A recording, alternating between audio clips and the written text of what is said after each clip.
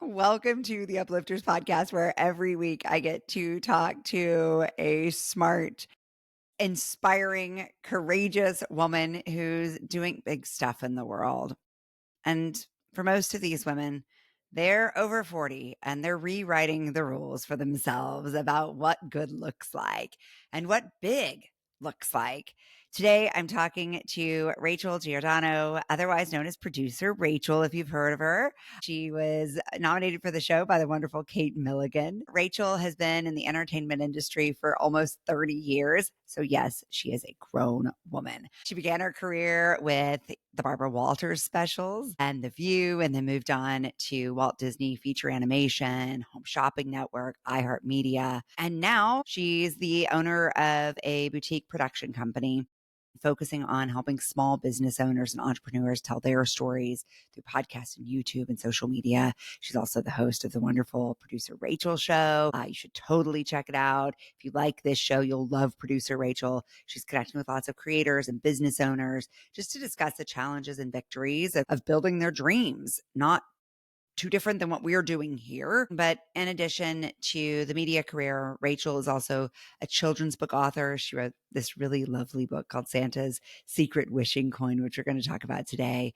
And she's currently developing an impact effect accelerator to help other folks achieve the personal and business growth that she's experienced. Rachel, I'm so excited to hang out with you today. Thanks for being here. Thank you so much for having me. I'm excited too. I'm wearing Kate's shirt. It's a one girl revolution shirt. And I mean, I say we make a two girl revolution today, Rachel. If you could make a revolution, what would it be? Probably moms with ADHD Mm, who have come to that space in their lives where their kids are old enough and that they can start focusing on something else. But because we have ADHD, we don't know what to focus on. That would be the revolution, because I feel like we can change the world because of the huh. way that our brains work. I love that, because what you're saying basically is let's use our superpowers in a way that lets them work for us instead of against us. Correct. Uh huh. Yeah, I talked last night to a group of midlife women about the 7 key principles that I've gleaned from this giant research project that is the Uplifters podcast, having interviewed now almost 150 women who are almost all over age 40. And like I said, doing some really extraordinary things in the world. And one of the 7 key principles is to bring your weird. We are taught in childhood and adolescence, like, to avoid our weird at all cost. And weird is anything that makes us unique or stand out. And yet, as adults, and certainly in second half of life, I think we discover that that's really where our unique perspective comes from, our unique impact comes from, and really how we can translate all of that weird, quote unquote, into a superpower. So, how are you using your superpowers these days? I'm trying to create as much as possible. I think there was a space and time where I really understood that in order to create, I have to stop consuming. And so Oh, what? I would want it to be a creator and not a consumer anymore. Does that make sense? And Say more. so in your life, and you know this as a creator, we always feel like, oh, I don't have enough time. I don't have enough time to write the book. I don't have enough time to edit the video. But you do, you're just doom scrolling instead. When you really do a time audit, it's like, wait, I do have the time. I'm just choosing to consume other people's media instead of create my own. And so when I made that flip to, wait, I'm a creator, I'm not a consumer, it was a huge sort of like, oh, here we go. It started the journey. I had to make that mindset shift. And so if you ask me like about books I read, I don't. If you ask me about movies I watched, I don't. What's my favorite TV show? Don't know. So it's one of those things that I'm not invested in other people's media because I'm invested in myself as a creator. And I was tired of saying, oh, tomorrow or next month or next year, we'll do that project. I was like, nope, we're going to do it now. I mean, let's just go ahead and end this episode now. Because if we can just absorb that one thing, I think we are way ahead of yesterday. What did that look like in practice? Like, how did you wean yourself off the drug that is content? I love creating it. And so for me, like, you're going to find this so odd. The thing that people can never get themselves to do, which is like edit, right? Like you have how many videos on your camera roll and you're like, I don't have the time to edit.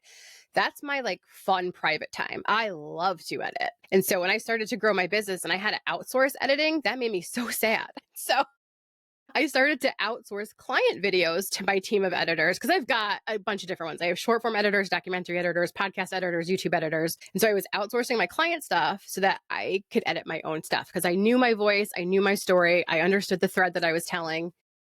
And so I just started to make space for that time to edit. So like during the day as a business owner, it was the meetings, it was the Zooms, all that stuff, or video shoots. And then at night to decompress, that's what I edit. And so my husband thinks I'm crazy. Other people are like, wait, you do more work?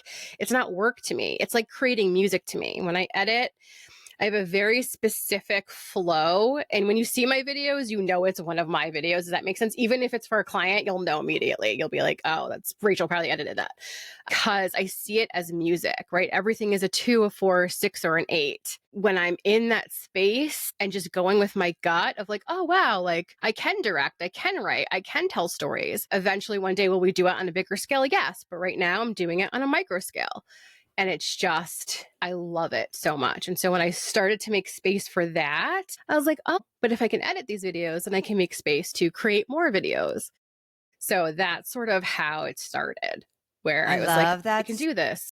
so much. And like, I want to take a second to translate this to something broader from a behavioral perspective, which is that so often when we try to change a behavior, we focus on what we're giving up. You put all the energy and all the focus on the pleasure, on what you were getting, on giving yourself something. That is the paradigm shift. And because I don't post because I have to post. I Huh. post because I like to share stuff with people. I post because I love doing it. And I feel like I work with business owners who are the reverse of that, where it's like they feel like they have to do this, right? And so the first thing I tell everybody is no one told you that you had to post on Instagram or Facebook. Like you don't have to market that way. You actually don't have to do any of this. There's other ways that you can go about meeting people, networking, right? Like actually talking to people. You don't have to go this route. If this is overwhelming and you feel like you're drowning and you can't keep up with the algorithm, then don't. It's Mm, okay. And so I think that when you, especially for clients, when I give them that permission to not have to keep up with everybody else, to stop comparing mhm. yourself to everyone else, and then I'm like, and then also make the flip to a creator, not a consumer. You start to get excited about what to share with people. And then you don't get lost in the sauce of it. Does that make sense? Because you're posting for pleasure, not because you have to. And posting for yourself, right? Like I read Jay Shetty said that somewhere that I read yesterday that as a creator, he's creating content that he loves. I am talking to people I want to talk to. Like that's why I get so excited every time my spreadsheet gets another line in it because that row is just one more amazing person that I get to know a little bit better. And then I get to have a conversation with. I mean, and like, oh my gosh, that's like my candy or ice cream, right? Like I just want more of it because I like it. Well, and then you know this because that's why I started my podcast. I just started my podcast because the people that I was reaching out to, I knew wouldn't be like, let's go meet for coffee, right? Because they were on this level and I wasn't on that level, Mhm. and I get it. And they don't know who I am, and it's not a popular podcast. I don't have like the fake statistics to give them, but they would maybe not meet me for coffee, but they would come in on for an interview. Does that make sense? And so it Mhm. just opened different doors for conversations with people that I was interested in. I'm my own biggest fan. And you're like, I really am. I Like, I'll love post that. up and you get those emails all the time. Hey, your like views are low or whatever. Like, I can help you. It's like, I don't care. It's totally fine right now. It's not something I'm trying to monetize. I just enjoy doing it. And then when you turn this into a business, that's a whole other set of expectations. And, I don't necessarily want that. Right. And I Yeah. started getting people asking to be on my podcast. And I was like, oh God, what do I do with this? I was so used to like, I don't know that I relate to this person anyway. I don't know that I want to promote them anyway. It was very weird. So when that started happening, that's when I was like, oh God, are we moving into like, this could be a business territory? I don't know. So I'm at that like crux right now. I'm like, what do I want to do? And you also know when you set your systems up, I don't know if you edit your own stuff. I don't know if you post your own stuff, but it's overwhelming. And so anybody that always asks me like, oh, I'm thinking about starting a podcast, I always just say, just go live. Try going live consistently. Yes. Yes, yes. And then it's done. It's done. It's Yes. shipped. You don't have to worry about a Yes. cover photo, a title, all this stuff. Yes. Can you go in and edit and post it? Sure. You can actually pull that live and make it an episode that lives forever. Absolutely. Like you can add all the bells and whistles to it if you want to. But what I find is people don't understand that like podcasting is a full-time job in and of itself. Mhm. Mhm. And so Mhm. I started to do it just because I love it. I love this work. My life is media. So for me, it's not hard. For other people that have no idea how to get into this, it's hard. There's a learning curve. I like this idea too that's coming through here, which is that you didn't get into this because you had to. And so shaping it into something based on other people's expectations is going to destroy the joy for you.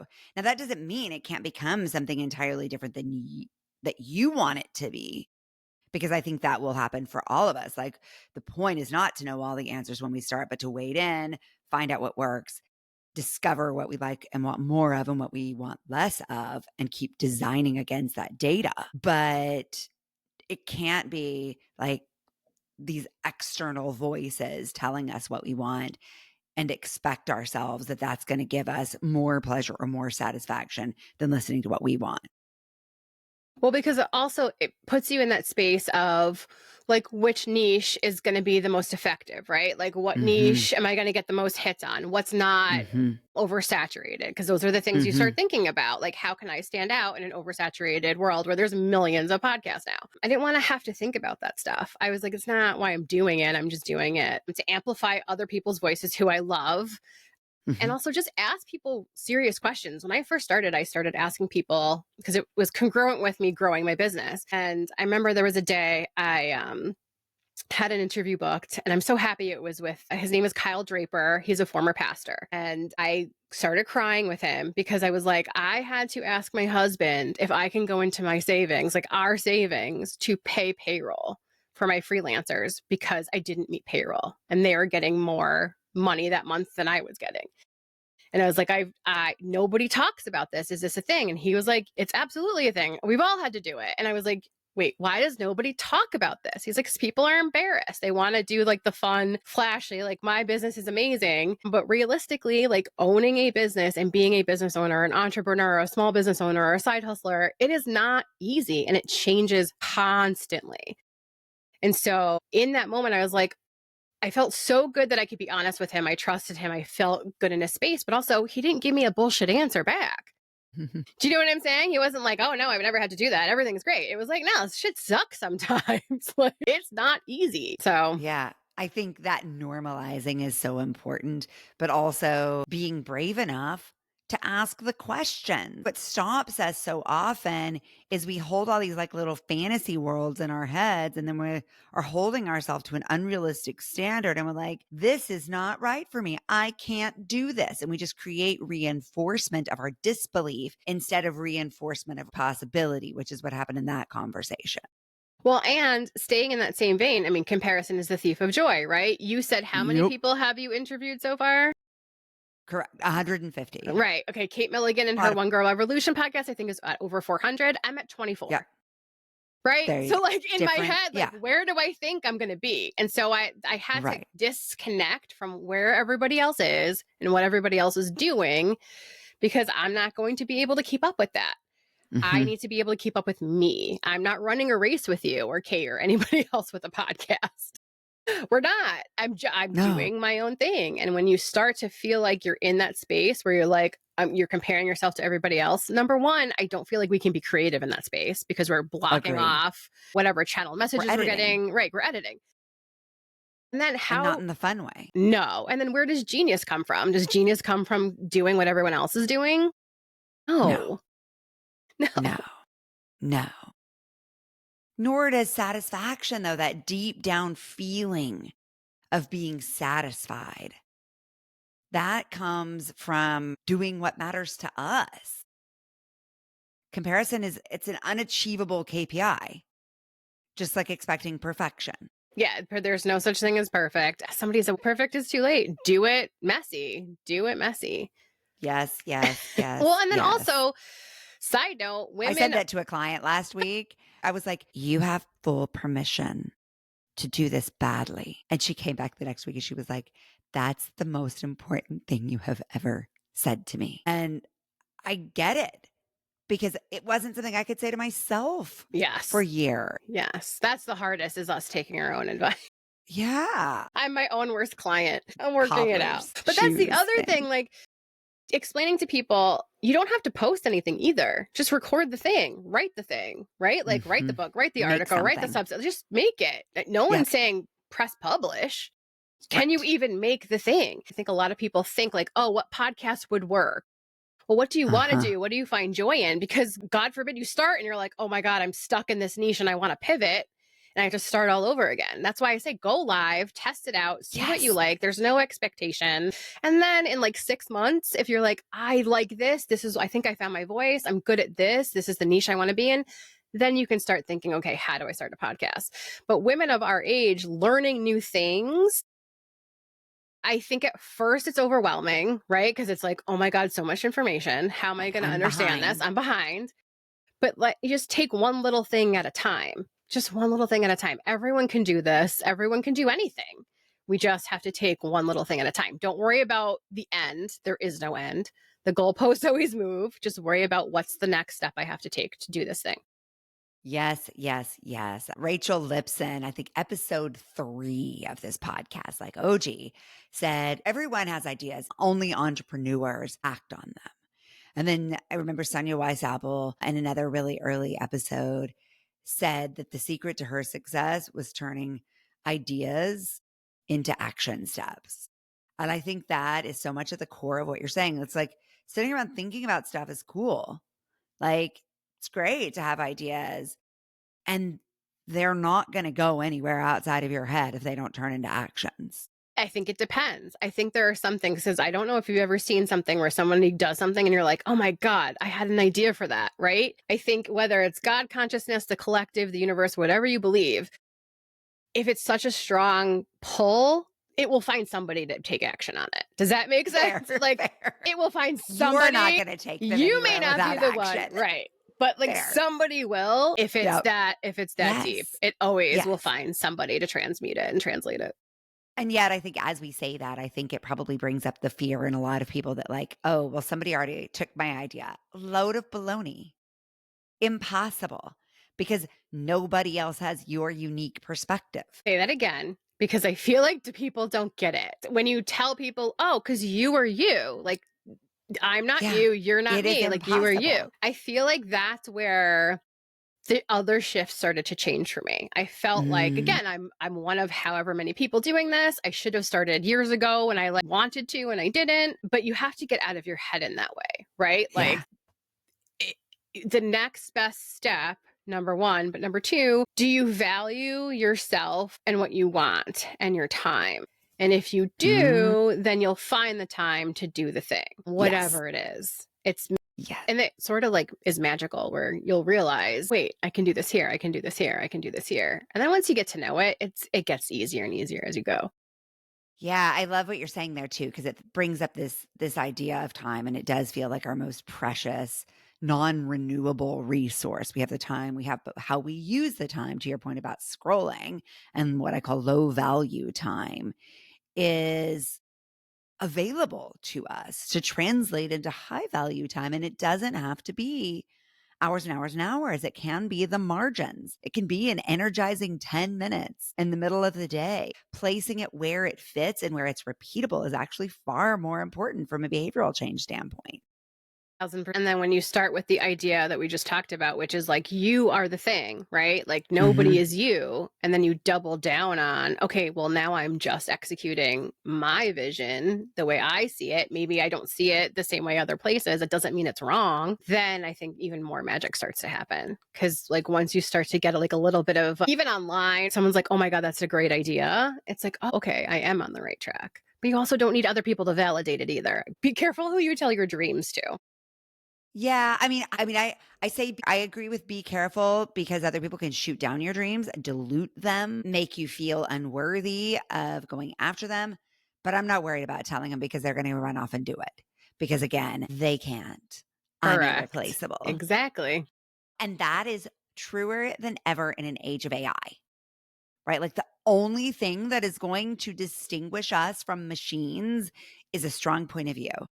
1000%. I've had a Yeah. hard time embracing my weird because I felt like I had to stay in a certain lane where it's like, well, if I want corporate clients, they're not going to want this like weird woman who's like almost 50 who's like, yeah, I channel and hear voices. Like nobody's going to want that part. I want it. Right. But Bring that's it. the thing. But maybe they do. And you just don't know. And then maybe that's not my client, right? Like how many Yeah. people exist in this world that it's like, oh, okay. Correct. Next year we'll really be embracing the weird. That's so exciting. It is. I feel like, I also feel like at 50, I can hide under the guise of like, I'm an old lady. I don't know what I'm talking about. Like, I can't wait to be 70 where I can be like, I don't know. I'm just crazy old lady. I'm not quite there yet, but I can't wait. Cause then you're just like, oh yeah, I'm just a crazy lady. I can just embrace the weird under the guise of, if you don't get it, you don't get it. But if you do, you do. For so many of us, we seek pivots in second half for greater creative freedom. So it is finding that line. Also, I had to understand, and I'm finally coming into this, that I'm not just one thing. Huh? Yes, I can be a business owner. Yes. Yes, I can be a mom. Yes, I can be a wife. Yeah. I deal with each of those things completely differently. There's no one way. And I'm also empathic. So I'm going to possibly pick up on the way that you're communicating and change the way I'm communicating, Yeah. depending on what I want to accomplish, right? In the thing. I'm fluid. And that's okay. I don't fit in a niche. I think that was the hardest thing with content to begin with. And my biggest Uh-huh. complaint, I've talked to YouTube, I've talked to Instagram, like, I don't fit in a niche. And the way your algorithm works is it needs to know who to send this to. I don't fit in that. One day it's Right. going to be a vlog. The next day I'm going Is to be there an crying. The next, ADHD mom, content creator, vlogger, podcaster hashtag? right, who like has a messy house, but like also can clean on an ADHD high, who wears her hair in a messy bun, but I can also wear a suit, right? Like it's fluid. And so with YouTube, what I sort of started to see is like, okay, we can be our own networks. We don't need to be greenlit by other people. Our playlists are really our shows. So like imagine how a network would have like comedies and late night and dramas, right? So our channels are umbrella network, and then our playlists are our scheduled like series. It doesn't quite work that way yet, but I have a feeling it's going to, because I can't imagine people consistently trying to start another channel for their next niche, right? Like, and I know that's what people Yeah. are doing because that's how it Yeah. works right now, but it's That's like, so interesting. Yeah. why can't I be the umbrella channel, and under here in my playlist Yeah. are my series, and they're different things for different people. And like That I makes get it, so much sense but to it's me. hard to sell, right? So Yeah. like I own a construction company with my husband, but the other stuff that some of the other stuff that I do, it's not like being just like a business owner that like, focuses on media. It's not. It's a weird space. You know what I mean? Like they don't know where to put that. So I understand why they want us to niche down. I completely get it. But if you're looking at yourself as a network, and like I've got documentaries I'm making, I've got the children's book, I have so many different things, and none of them have to do with each other. So am I really going to have to create a different page for every single thing, or can it all live under my brand umbrella? Mhm. So like I'm not playing the game right, and I get that, but I don't have enough time to start 10 more channels and 10 more like social media channels.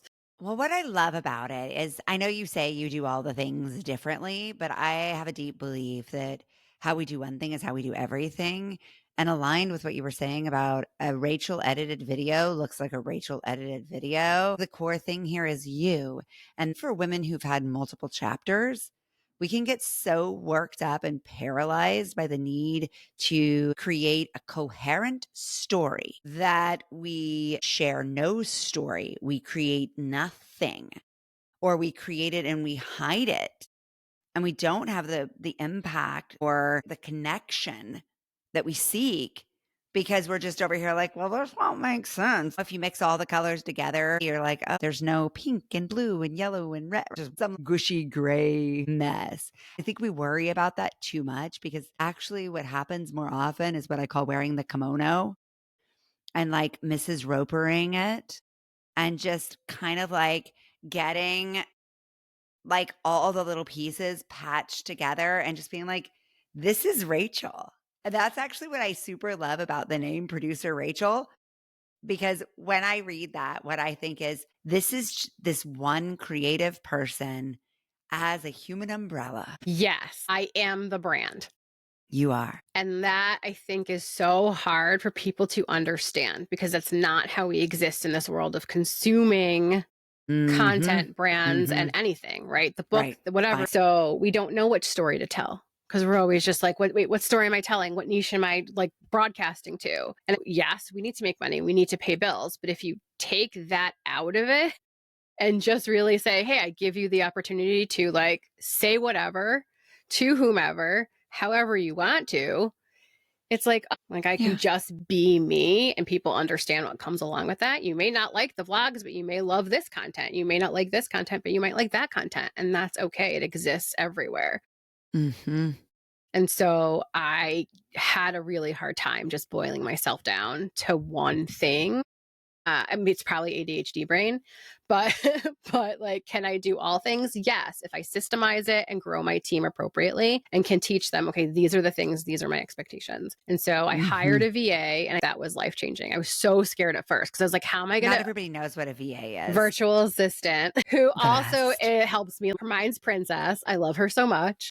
My gosh, I love their name is Princess. Their name is Princess. Perfect. Like, of course. But like being able to take it to that next step. I know a lot of people, especially women, Mhm. because it's like, well, where am I going to find the money for this? How am I going to afford this? And Mm. it's like, you can't afford not to do it. At a Mm. certain point in time, you have to trust that God, universe, whatever, will bring you the business to fill that gap. I did the Mm. same Mhm. thing with with my home. I am like I was feeling like a terrible like wife and mom because I was putting everything into every minute of working with clients, working on client stuff, and I Mm. couldn't clean, I couldn't do the laundry. And I had a friend once say to me like, "Well, if it doesn't move the needle in my business, I outsource it." She's like, "If it doesn't make me money, if it doesn't help my business, like laundry is a repeatable task, dishes are a repeatable task, what's for dinner is a repeatable task. You can outsource all of those things." And I was like, well, how did you afford it? She's like, at first I was scared because it's like, oh God, this is going to be hard. But when you open up the time to work on the business to make more money, it fills the gap by itself. So, like, I hired a cleaning lady to come help me. I'm helping a small business. I have landscapers now for the lawn, helping another small business. I order Totally. meals for You're my investing kids. in your I'm community. investing, well, and in myself. My Yeah. time is worth money. Should I be washing the dishes? Or should I be working on the next account? Right. And so Yeah. it flipped everything around. Like my husband came home for lunch today to a clean house because the cleaning lady had just left. My son heated up his little meal that I have ready to go because I'm like, I don't have the wherewithal to be like, he just came home from school, honey. What can I make you as a snack? I wish I was that mom in my head. I thought I was going to be that, like, you're coming home to warm baked chocolate chip cookies, mom. I'm not. I'm not. And that's okay. Yeah. Yeah. You have So, other strengths. exactly. Yeah. Exactly. They don't love my other strengths, but I have other I bet strengths. they do. I bet you're a fun mom. I try to be. When they were younger, it was more fun. Now that I'm like, they're 13 and 14, Mm. Mhm. and it's just like they think my voice is grating. It's just like whatever. Go do your own thing. It's fine. My 14-year-old's new favorite statement is, "You're so old." And I'm like, "Yes, I am. That does not equate irrelevant." We're Gen X. I was like, what are we again? I don't even know. I'm that age too, where I'm like, what is the thing Same. that does the thing that has a pen? Yes, a And who pen. was the guy who was in the thing? Yes. Do you remember? Yeah. Oh, yeah. Right. We're Gen X, which quite honestly is the best generation. We're fucking badasses, number one. I was a latchkey kid. Like, I remember coming home and watching like soap operas and then Oprah. Like, Oprah was my best friend. So, like, we lived in that space of not having devices and internet. So I love our generation. I feel so blessed that I am an 80s kid, that we grew up in that space. So I my love kids that. are very aware of generations. So my daughter would be like, oh, you're so Gen X. That's such a Gen X thing. Yes. And I'm like, yep, Yeah. it is. Like one of my friends told me she doesn't like the way you edit. And I was like, well, tell her to bring it on. Like, show me the videos she's Yeah. editing. I'd love to outsource some of that stuff. What are you editing? What do you got? Nothing. She doesn't do it. And I was like, great. Then don't give me an opinion on something that you've never done yourself. Well, and that's like, if you were to ask me what my one girl revolution would be, it would be to disprove this theory that we are irrelevant after age 40, because we are actually better resourced than at any point in our lives, right? We have all of that evidence from our youth about how to take care of ourselves, what works for us, what doesn't. Maybe we don't have all the money we thought we would have at this age, but yeah, because we're not boomers with a retirement fund. We have a community of people. We've learned how to regulate through the highs and lows of life. I mean, like, we've got mad resources and skills. We are probably the people everyone should be hiring, but we're also now facing that ageist age, right? Where it's like, oh, they're old. That's why we're just going to go make our own things. Right. And so most of us are going to go do that now. Like, I don't need to make you more money. I can tell you how, but if you don't want me to help you, that's fine. I'll just keep doing it on my own together with other people. We're all going to team up. I feel, honestly, we probably should, because I feel like we can make so much change. We're scrappy. We can do it all, and we'll figure it out. We're resourceful. We may not have good boundaries because, like, I'm trying to what you mean. I'm trying to undo like the toxic hustle culture, right? Because when you work for a corporation, as much as they pretend like they have, oh, we totally respect your boundaries, they don't. So I'm trying to figure out, okay, how can I respect my own boundaries and get out of that hustle mindset? It's hard. Yeah, it is. It is. I do weird stuff throughout the day to prove to myself that I'm in charge. Like what? Give me an example. I need to know. Like, I just emptied the compost bin right before this. I was like, I've got 3 minutes. Ooh, I'm going to go outside. And I did 10 push-ups. Thanks. I washed the dishes. I was happy about that. I was like, I'm going to, pretty good, right? Because I wanted to like listen to a podcast. And so I was like, I'm just going to wash the dishes and listen to a podcast. So I was like, okay, perfect. Done. I'm in charge. Well, it's also one of those things when the cleaning lady's coming, I have to pre-clean because I don't want her to know how disgusting I am. She made a comment. She goes, she beat me to the house before I could finish. And so she's like, do you cook a lot? And I was like, no, this is a week's worth of dishes because no one, God forbid anyone else do them. So no, I don't cook a lot at all. This is just the stack. The dishes. Correct. Yeah. Because I live in the household of like, oh, it's not me. It's their turn. And like, I don't care. Oh, it's their turn. I'm so over that one. I hate it. Why do I have to do it? Because I said so. That's enough. Right. You live here. God. This is not my job. No. Yeah.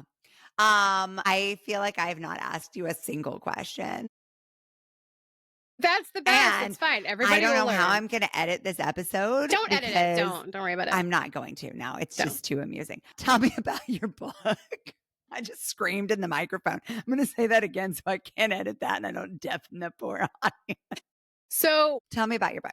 With the book, the hard part was I had this idea after my kids came to me. They were at that like 6, 7 age where they were like, we just have to ask you a question. Like, is Santa real? Like, we're questioning it. And I wasn't ready for them to give up the magic, right? I didn't want to be the one to see them. Like, I didn't want to see the magic leave their eyes. And I kind of want to be the one to admit that I'd been lying to them all that. My husband was like, wait till they find out you've been lying. I was like, no, we're going to keep the lie. All right, here we go. And so I started to get into like the magic of Christmas is really like, number one, believing. And then also number two, understanding that it's about giving to others, not getting. And so beautiful. I had always done these incredible photo shoots every like season with my family. And then also every I know winter. You're that mom. I am. I'm crazy. Oh, I would like match her. I was insane. Can we have some for the show notes? Oh yeah, I will. Absolutely. Yeah, I need some photos. Thanks. I will give you some. And so I called up my friend, Kelly, who is an amazing photographer, and she used to do Santa sessions. And I was like, I have this idea. Can you help me execute this? I don't have the full story, but I kind of know where I want to go with it. And then I reached out to Santa and I basically said, hey, if you have some time, because it was October, he wasn't too busy yet. If you have some time, can you come on by? And he did. And so my children were like, what is happening? And I'm like, I'm writing a children's book. I don't know how it's going to end. I don't know where it's going to go, but we're going to like explore through this process with Santa, ask him questions. Let's meet him. So I created this whole story, Santa's Secret Wishing Coin. And it's literally the pictures from that day that we took in this beautiful brownstone in Detroit. Like, that's not an illustration, that's a picture. Right? So they're stunning. By the way, I only really release this on audio. So this is my chance to say, like, oh, by the way, there is a YouTube version of this podcast that you can watch. Say it right now. But like two other people will watch it with you. So that's fine. It's all right. Go watch. If you want to see pictures. You can see Rachel's beautiful book. So essentially, it's really about my kids on this day understanding, because they were obsessed with catching Santa. So Sophia and Nico, who are my children in the book, but they're the characters in the book, have a night with Santa, who comes to visit them because he realizes they were believing less and less. And what he explains to them, this moment really happened, which is where all of this came from. As I'm sitting with the photographer and we're looking over pictures, right? And I'm trying to figure out, like, where is this going? Santa Claus pulls my kids aside onto this beautiful vintage red velvet couch, and he pulls out of his pocket a coin. And I literally am like watching out of the corner of my eye, like, what is happening? And I told the photographer, I was like, really quickly, just get the pictures, just get the pictures. And this isn't the coin. This is the coin that I created for the book. The coin he had was a different type of a coin, but it was similar. And so he was explaining to them on Christmas Eve, you take the coin, you put the coin in your hand and have all the family members put your hands on top of hands, right? So you can see that visual, right? And then you all wish for what you want. But the wish has to be agreed upon by everybody. You all have to believe in the wish, i.e., I want this under the tree. Well, okay, that's a great wish, but is there something else you want to wish for, right? Like wink, wink as the parent. And he also explains that all wishes come true, but if enough believe and everybody agrees, you may find it under the tree tomorrow. And then you take the coin and you put it under your pillow Christmas Eve. And then maybe Christmas morning, you'll wake up and your wish is under the tree. And so he's going through this with them. And I'm like, that's it. That's the whole thing. Yeah. And then he has this little moment where he explains to them, like, the magic of Christmas isn't in the getting, it's in the giving. And if you believe, you may not get it today, it may not be tomorrow, but eventually it will come into your life. If you believe enough and you can be in that feeling and that spirit of Christmas and not just about what am I getting? It's about believing. So it's such a great, I'm working on how I say it. Manifestation 202. Exactly. Wow. But yeah, so the Santa, I'm going to show you Santa. So he's an incredibly the most perfect Santa ever. Beautiful man, like just so his heart and everything. And so it was this magical day that allowed my kids to really understand this is about giving to others and believing together as a family and not just like, what am I getting?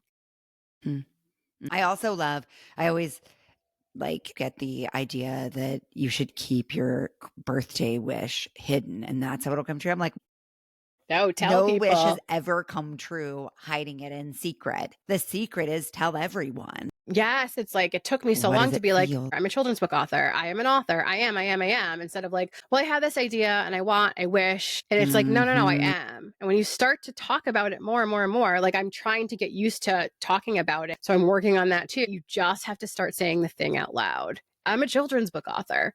Yeah, you are. And you are. I am. I know, it's crazy. And I became my own publisher. There's no like certain number of books you have to sell to be an author. No, that's the craziest thing. That's the other thing. You don't actually have to sell any books to be an author. I really wanted to do this special coin. I want one that's different every year. I did not order them from China. There is a company here in Ohio called the Osborne Coin Company, and they've been making coins since the 1800s. And so I went, visited the factory, and it was very important to me that it was made here. They put a spot in their shipping area for North Pole pickup. So when they ship out my coins, the coins go to the North Pole. Santa puts his magic on the coins, and then those are the coins I ship when people purchase them. So you get this cute little velvet bag. This is so beautiful. But because of this extra aspect, I couldn't just go on Amazon. I couldn't just say, oh, here's just the book. I had a publisher that's like, oh, we can do it, but we can't do the coin. Can you just do the book? And I said, no. I was like, no. And she's like, then you're going to have to do it yourself. And I was like, great. So I called my husband and I said, how much money can we take out of savings and 401k so I can invest in my own publishing company? And he was like, okay, let's do it. Because he believes in it. He loves it. He's seen this growth process. And so sometimes we do have to invest in ourselves. Sometimes it does mean money out of our own pockets. The next thing I'm doing right now is going to bookstores because I am the publisher. So I have to be the one to like market it. That was hard for me at first because it's like, oh God, I have this thing. Like, hi, can I talk to you about this? And now like, I'm so proud of it. I don't not want to talk about it. So it's just one of those things where it's like, hey, I have this thing. Like there's all these things that will go wrong. But they're not walls that we can't get through. They're literally just obstacles that when you realize, oh, I just have to learn how to do this next best thing. You just step around it and you do the next best thing. And then you know that thing. Yeah, that's You're the thing. adding I'm like, it to your toolkit. if you want to know how to publish a children's book, I can tell you. Reach and out how to producer create Rachel. a thing to go with it. So it's fascinating that I know this thing. So I'm excited to publish more books. I can do it under my own imprint. I know I have my own ISBNs. Like it's amazing. Same thing with the YouTube. You don't need your project to be greenlit by Netflix or HBO. You can do it yourself. So it's fascinating to now be in the part of the pipeline where it's like, now we market. And marketing is probably the hardest and most important part. And so I think so many people are like, I got the book done. And that you don't realize like, great, now you still like, there's more work to do. Yeah. And like you said, that's why it's so important to create something you believe in and that you love and that you're proud of and you're excited to stand behind, something you're uniquely interested in talking about over and over and over again. But it's also why you get a community, because you're not supposed to do it alone. You're supposed to do it with us, right? Like we Uplifters, we are here to market it with you, to go read the book, to tell other people that we read the book, that we love the book. Yes. And in that same space of people who are amplifying your message, I think a lot of people think, oh, I'm going to do this thing and then I'm just going to launch it. And they think everyone's just going to buy it. The most fascinating thing to me was, and I tell this to clients all the time, like you have to grow the community first. You have to make the connections first. You can't just launch to nobody. Right. Nobody cares. Like that's my next book literally is Nobody Cares. Not for children. But it's like, it's just do it. Nobody cares. No, I mean, they probably should learn it sooner than later. Nobody cares. Okay, if you're going to write that one, then I'm going to write, you're going to be disappointed. Yes, you should write that one. Oh my God, that would be a great book. That should be for kids graduating from college. There you go. You're going to be disappointed. An uplifting book. It is. It is uplifting. It is actually very uplifting because you're being honest. Well, then I think it's really helpful to not catastrophize disappointment and to be like, oh yeah, exactly. I'm really disappointed. Great. Yes. Moving on. Well, also, I think we attach ourselves to outcomes again, because comparison. So like, well, this person did amazing things and mine's not doing it. It's not your story. It's not your journey. And so we have to like step back and realize, okay, like nobody cares until they do. Nobody cares until they do. They do. This has been so much freaking fun talking to you. I could talk to you for 14 more hours. Sorry. So there'll be a part 2. Who do you want to nominate for the Uplifters podcast? So Dr. Rhonda Vaughn, I love her. She is my uplifter, literally. I was in this situation where I was in the parking lot of my doctor's office realizing I have a small business and I have to market myself. And it's the hardest thing I have ever had to do is market myself because I've always been in a situation where I've been headhunted. And so I got in through a friend, got in contact with her, and just there are people in our lives that are great at amplifying your message. And she is one of those people that completely just changed the way that I saw connection, community, and support from other women. It's changed my life. Wow. And you were there at that for Kate. So what strikes me about that is how that ripples and how if we want to feel a greater sense of community, the greatest way to do that is to be in community, to lift up others. Correct. And really quickly, when you're scrolling online and you have people that are liking and commenting and doing all these other things for strangers, but they're not doing it for you and they're your friends or your family, I had to get over that after a while. But if you are out there, like, please, like, support your small creators, support this, like, liking and subscribing, commenting. It really takes you seconds to do, and it's free. It costs you nothing, and it could change our lives. It's true. It's true. That is how it happens. It happens one little moment at a time.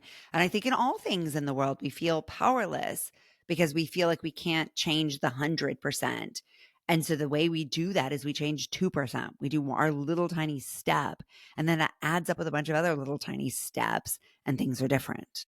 Yes, Yeah. honestly, like, our Let's figure it out group of together. women, our community are have to lift each other up. We, Yeah. instead of the notion of trying to shove another seat at the table, I think all of us just created bigger tables. Uh-huh. I love that. So to support you, where should we go? And it'll all be in the show notes, but Well, you can do SNGmediagroup.com, which I know is okay. such a boring name, but like whatever. And then I have santasecretwishingcoin.com if you want more information about how to buy the book, how to buy the coins. There's different bundles, there's a whole bunch of different things. And then I'm going to add a spot where if people want to donate a book and a coin, that we can start doing that too. So It's really beautiful. All thank right. you. Well, I can't wait. I'm going to go order the book right now. I I'm love you so like much. so moved by it Thank you. I appreciate and you. share it with everyone I can. I And love you. then you have to come to Uplifters Live next year and bring books I and absolutely share will. them with other uplifters. It'll be so great. You're amazing. Thanks for watching the Uplifters podcast. If this inspired you, hit subscribe and tap the bell to stay uplifted. Give this video a thumbs up and share it with someone who needs a little lift today. Big love. Painted water sunshine with rosemary and thyme. Dwell in the perplexing, though you find it vexing. Toss a star and hover, be your own best lover. Relish in a new prime, plant a tree in springtime. Dance with idle hindsight, bring the sun to twilight.